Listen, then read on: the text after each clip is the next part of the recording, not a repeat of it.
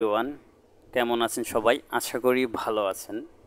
আমি Jewel Ahmed, perfect job কেয়ারের পক্ষ থেকে আপনাদেরকে সকলকে জানাচ্ছি আন্তরিক শুভেচ্ছা ও সালাম। আসসালামু আলাইকুম।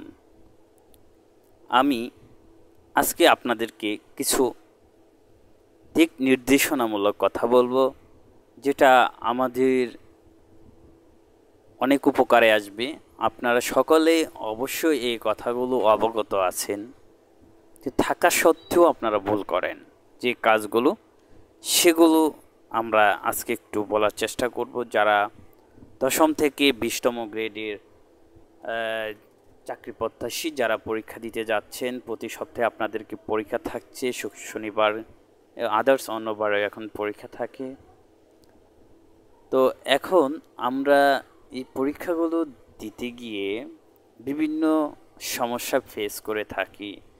যাতে করে এই সমস্যাগুলো আপনার না পড়তে হয়, সেজন্য আমি আপনাদেরকে আজকে কিছু দিক নির্দেশনামূলক কথা বলবো, বা আমার বাস্তব এক্সপিরিয়েন্স থেকে আমি পরীক্ষা দিয়েছি, আমি অনেক টিকেছি, বা আমি এগুলো কিভাবে টিকলাম, কিভাবে কিছু কিছু দিক নির্দেশনামূলক কথা যদি আপনাদেরকে না বলি, তাহলে এগুলো আপনাদের বুঝতে বুঝতে অনেকগুলো এক্সাম দিতে হবে।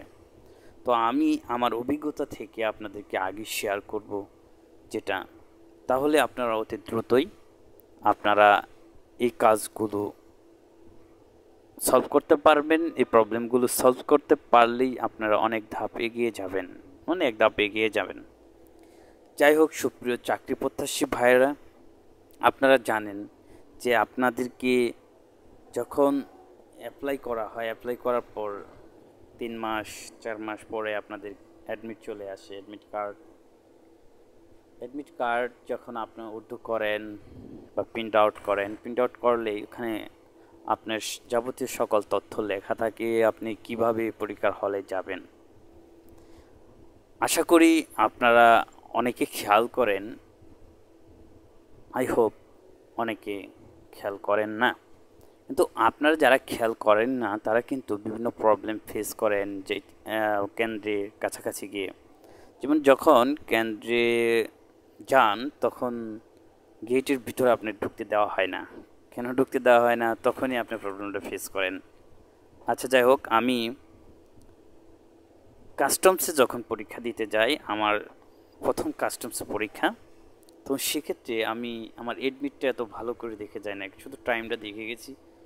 এমনকি অ্যাডমিট নিতে হবে এটা জানা আছে, আবার কলম এগুলো নিয়ে গিয়েছি, সব স্কেল এগুলো নিয়ে গিয়েছি, কিন্তু আরও কিছু নেই নাই। তা উপকরণগুলো পরে বলবো। নর্মালি আপনারা কলম আর অ্যাডমিট কার্ড আর স্কেলটা হাতে নিয়ে চলে যান।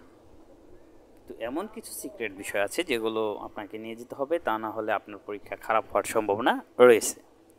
যেমন আপনি ধরেন, আমি যখন কাস্টমসে পরীক্ষা দিতে যাই, তখন কাস্টমসের অ্যাডমিটে লেখা ছিল যে 2 কপি রঙিন অ্যাডমিট, 2টা অ্যাডমিট কার্ড নিতে হবে, প্রবেশপত্র, আর হচ্ছে আপনাকে নিতে হবে 1 কপি রঙিন ছবি।